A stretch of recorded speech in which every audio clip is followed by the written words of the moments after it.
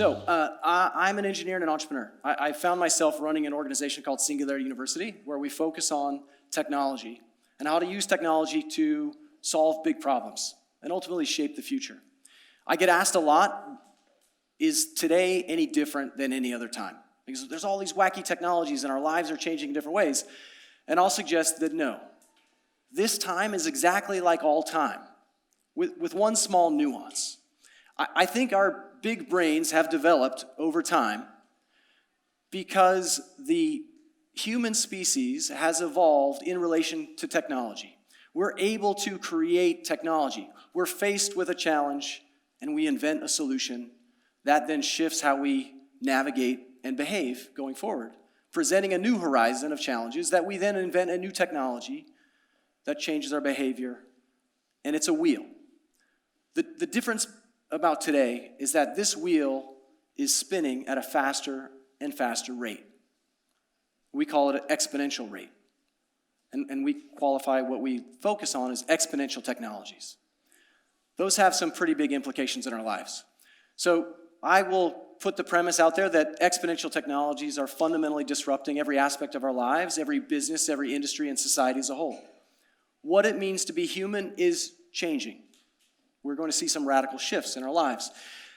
Today we're faced with this huge deluge of information, amazing technologies and breakthroughs that are harder and harder to discern which ones are important or relevant. The news cycle is now in this wave of making it very difficult to tell what is real and what is fake. We also have a challenge as humans at looking at reality and looking at the big numbers and looking at statistics. When faced with every news article that shows you a horrific story of that one thing that happened to that one person somewhere else in the world, we emotionally connect to it in a way that makes the whole world feel like it's going very badly. Whereas empirically, all the evidence and data shows us that by all measures of current human progress, it's extraordinary, the time we're living in. We're also human, and we don't relate to reality in the same ways that maybe we should. We like to say, I believe it when I see it, but really, I see it when I believe it is more real. And in the U.S., for all these in the U.S., you know how that is sort of shaping the political sphere as well today. Maybe more concerning for me is we don't spend much time talking about the future. Obviously, we will want to be present in the now, but we're going to sort of teleport into the future a bit. Most of our businesses focus on the next earnings cycle, a quarter, and our political cycles cannot see beyond the next election cycle. Where do we discuss these technologies and how they're shaping our lives 20 and 30 years from now? Maybe worse than that is the only stories of the vision of the future that we're creating from Hollywood and news and media are increasingly these dystopian Hunger Games zombie apocalypse scenarios, right? And so we're left in this time where things are moving faster, we're inundated by information, we don't have frameworks for navigating that pace of change. The only visions of the future that we have are these horrible dystopian ones. How does this leave us feeling?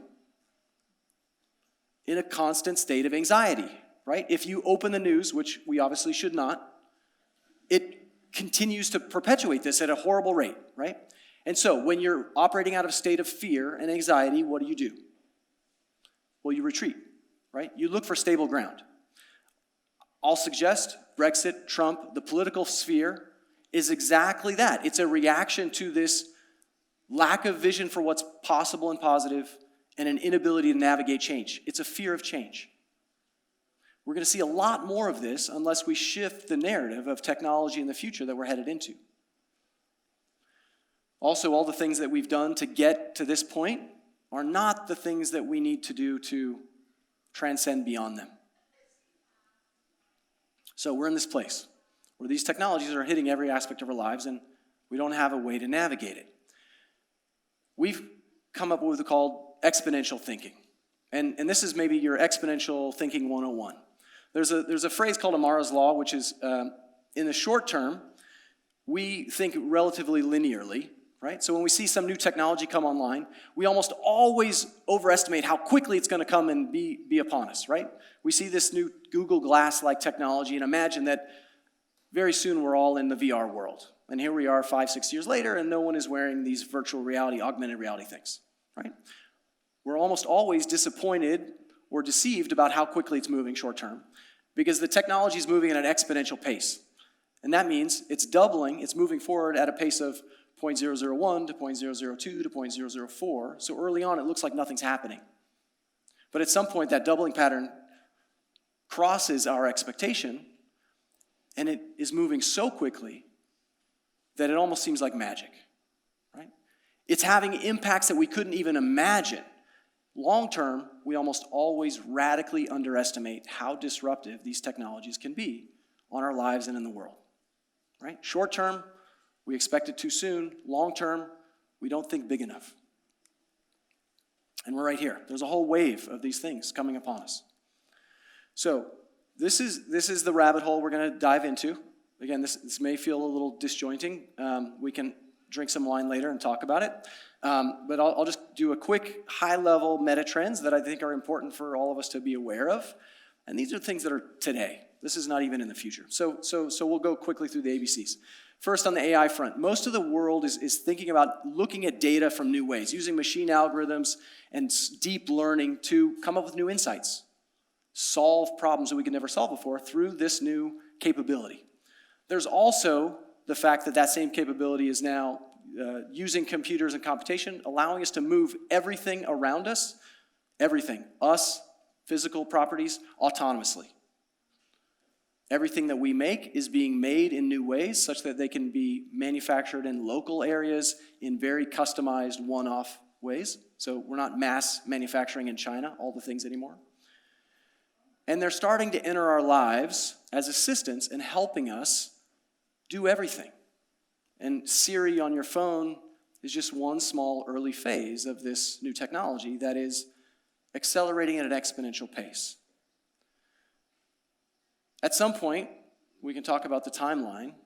Basically, everything that we do physically, pretty much all of our cognitive tasks will be done far better by robotics and automation. We will not be able to compete with technology one-on-one for specific tasks. This is a scary statement, and it's not happening today. It's going to happen gradually over time. There are already many examples in your lives, like playing chess, playing Go, driving a car, and it's going to keep going, right? It's not a bad thing, but it is a reality that we're faced with. So how do we navigate that? Blockchain, you've all heard of Bitcoin and these interesting things. I'll just say quickly, there's an amazing tool called Gartner's Hype Cycle, which looks at all these new technologies. And it shows in the early phase, we get really excited and imagine these things are going to be big and change our lives. And then it doesn't happen, and we quickly drop down in what they call the trough of disillusionment. And blockchain and Bitcoin and cryptocurrencies are in this sort of phase of disillusionment. We don't think amazing things are going to happen. The reality is, we've just started developing the true capabilities, and it is going to be radically transformative on every level of business transactions, government transactions, and all data flows. The way we think about money, the way we think about transactions is changing in every aspect of our lives. And you're just going to see it, one after another, creep in. Connectivity, there are some amazing projects like Google Loon that puts these big balloons up in the atmosphere. OneWeb satellites, SpaceX Starlink that has nano satellites, all working very hard to connect everyone on the planet, no matter where they are, to the internet. Because if you have access to the internet, you have access to the greatest education tools, the greatest healthcare information that have ever existed. We're about to see 3 to 5 billion more people come online in the next 7 years, which means the greatest rise of potential education globally that humanity's ever seen. And sort of philosophically, the first point in time where all of humanity is potentially connected to each other entirely. It's just a very interesting historical moment, and we're about to see it. I'll skip over biology and come back to it in a moment. On the energy side, technology through solar, capacity is increasing on an exponential curve, and the costs are decreasing at an exponential curve, which means we're seeing the cost of energy drop precipitously. At some point in the future, 10 years, 30 years, 50 years, energy will be very, very, very cheap. And if energy is cheap, then food is cheap, transportation is cheap, water is clean, a lot of things get better. But the world gravitates around us having these big power structures, corporations, governments, whose very existence is dependent upon these scarce resources that we dig out of the ground. Many of our systems are dependent on us having an economy of scarcity. What happens when we have these technologies to liberate those resources? The final frontier is space. These are two companies that actually have come out of Singularity University or in our community. Made in Space has 3D printers on the International Space Station, is working with NASA to manufacture large-scale structures in space. I'll suggest 100 years from now, the largest manufacturing sector is going to be off this planet because the resources off the planet are almost infinite. And there's an almost infinite universe to explore where we're going to need gas stations and hotels and infrastructure to move on to them. And right now there's one little tiny startup company that's working in that space. Because through exponential technologies, we have these superpowers to create these new endeavors. You don't have to be a government anymore to go to the moon. Moon Express is a little startup company in Silicon Valley that has like 20 people. And next year, they're going to put a little robot on the moon, and they're going to actually be able to send something to the moon. If you want to send a package to the moon next year, I'll connect you, and you can pay quite a bit of money to the man in the moon. Yeah, you can take it directly to him. You got it. So then the last phase is the sphere of biology. We have this amazing project, the Human Genome Project, where it cost a lot of money to sequence the first human genome. Hundreds of millions, really billions of dollars over a lot of time. Last year, it cost about $1,000 to sequence the entire human genome. This year, it's going to be closer to $100. Whether it's 2022 or 2030, at some point here, it's going to be about the price of flushing the toilet to sequence a genome. Which means that every time we flush the toilet, we should sequence what goes through there. Because that bacterial DNA and the viral DNA is really important to your real-time health, right? So that information is super powerful.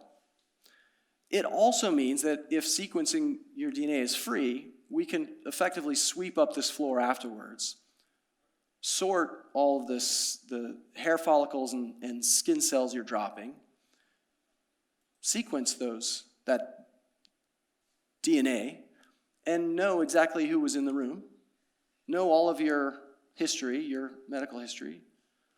That's going to take a while. We're going to fight that because of privacy and others, but the technology is there and the capability is there, which suggests that your DNA is going to be public, right? That information is public, which we're not really talking about because there's a lot to reconcile before we hit that point, right? All of the stuff in the closet, all that family history that we don't want anyone to know about.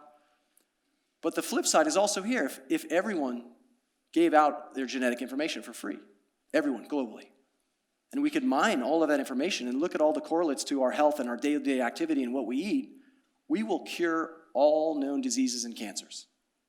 Because the amount of information we have, we'll figure out how to solve those problems, right? This is how we move there. And there are amazing companies now that are working on extending our lives well beyond 120, right? Potentially to the point, and this is sort of the edgy crowd, but they believe we can achieve mortality, amortality, not immortality. You can still get hit by a bus, but amortality, right? So that you can live as long as potentially you want to, which really wrecks your retirement planning and your health care providing, all that stuff, right? And the last sort of phase of this as well is because we can read this DNA through CRISPR technologies, we can also rewrite it. And we've been doing this for some time. We're doing it in the labs all over the world, but we are re-engineering human embryos and thinking about how to eliminate all of those genetic disorders that we have, which could be an amazing liberation of health for the world. But also you can introduce other sort of aspects of other species or create creative opportunities, right? You can imagine that you could have a kid that's 11 feet tall, or blue, or whatever you want, right? That's not out of the realm of possibility. And who's deciding it? So my biggest concern right now is that these technologies are democratized. They're all over the world, in labs all over the world. And I can tell you the governance model in China is radically different than the governance model in the US, and different than the Middle East, and different than Brazil. And we're now talking about the future of humanity as a decentralized innovation front. Where do we go from here? And how do we decide directionally where we want it to go? So this moment in time, I like to sort of sum up as from this quote from Ernest Hemingway in The Sun Also Rises. How did you go bankrupt? 2 ways, gradually and then suddenly. Meaning, we see all of this stuff coming. We can plot the graphs and the curves and foresee the opportunities and implications that they may bring to our lives. But we're not even talking about the reality of today, let alone where we may be heading. So we need to shift the conversation around technology and what we're building and where we want humanity to go long term. At Singularity University, this is how we do it. There's 3 sort of key things that we're focused on through educational programs, competitions, challenges, startups, investments around the world. First is a shift in mindset around technology, the capabilities, thinking about the ethics and morality and long-term opportunities and implications, the tools to navigate these technologies, and then the network that is thinking differently about the future that we want to create. The university, the founders, Ray Kurzweil and Peter Diamandis, led with this mission to educate, inspire, and empower leaders to apply these technologies to solving humanity's grand challenges. We have a fun sort of businessy, so we run a business. It's really a business, right? Our business mindset is that the world's biggest problems are also big business opportunities, which kind of aligns the economic capitalist system to also doing good in the world. We have a really interesting framework of what we call the global grand challenges. They align very directly to the UN Sustainable Development Goals, and we challenge our students, our startups, and our corporate partners to think about how do you positively impact 1 billion people within 10 years. If you want to be a billionaire at Singularity University means you're positively impacting more than 1 billion people. It has nothing to do with that if you made $1 billion. Now, one of the challenges, if you fast forward through all of this, and you solve all of these problems, is it utopia? We could solve the world's food problem today. We have an abundance of food. It's not a technology problem. It's a social, political, and individual courage problem, right? We also have this relativity issue where if you are a little better off than me, I'm very unhappy and maybe angry. But the opportunity here is that through exponential technologies, we can liberate all of those things that were very scarce, that were created an environment to fight over, such that we now can take the big disconnect, the haves and have-nots concept, we can shift it. The have-nots could be at a level that is far beyond anything that the richest of us could pay for today, right? If energy gets extremely cheap, and education technologies continue to progress, and AI for healthcare continues to progress, everyone on the planet could have access to greater education and healthcare than anyone can pay for today, right? There's a credible path to that, but we have to decide that that's the path we want, globally. Now, if you can just sort of take that as a possibility, then what do we do? Because a big part of our fear is that then there's nothing left for us. If technology is just doing all the farming and doing all the hard work and is better at us than anything, what's the point? Why does it matter? Do we all just go into virtual reality and tune out? Do we just drop acid and go into virtual reality and really tune out? Maybe. I'm guessing 10% of us, absolutely, that's what we're going to do. And you're going to have shelter, food, water, the greatest baseline existence you could have. But for the rest of us, we're humans. We're creative. We want something more. We want to explore. And I've come up with what I think are the lasting human endeavors. We're not going to have jobs, those things that you have to do to survive. And again, is this 30 years, 50 years, 100 years? Just say 100 years from now, right? What do? I believe these are lasting with humans. They're going to be increasingly integrated with technology, but we will always be doing things around empathy, right? In this regard, I am very long on nurses and very short on doctors. A doctor reading a scan result from an EKG or something, I would rather an AI does that. But in terms of bedside manners, I don't want a cold robot doing that. I want a human, right? We're always going to want to have touch and social connection. We're humans. That's a big part of our lives. We're going to want to have fun. We're going to want to be creative. There's a huge, infinite universe of fun to be had. And then last is exploration. Not just the universe, but the inner universe, right? And also the big questions. Why are we here? What else is there, right? What's in those microtubules? There's so many fascinating things that we've just scratched the surface on that we get to now explore if we can stop wasting our time fighting over these scarcities. You may have seen these two running around. This is why I'm doing what I'm doing. Right? I know that their future looks nothing like my past. They're not going to drive cars. They're not going to go to college. They're very likely to go into space, and I hope my wife and I get to go with them. When they decide to have kids, they're going to decide how to design them. They very well may be able to decide how old they want to be. How do I prepare them for that? Right? This is a totally different paradigm that we're talking about. And I think we now have a choice. We can shift the conversation about technology and the future that we're creating. And we can articulate one that is extraordinary for all of us. Not as a utopian fantasy, but as a reality of possibility. Otherwise, I fear that we will just wait around to see what happens. And if the only stories of the future that we're telling ourselves are these dystopian zombie apocalypses, you can be sure that that is what we will manifest. And right now in the U.S., boy, it sure feels like we're barreling towards that, right?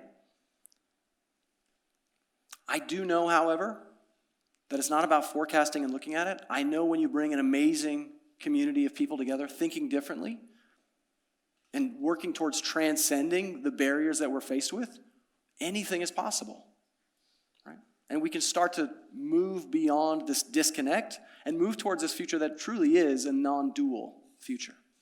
Thank you very much.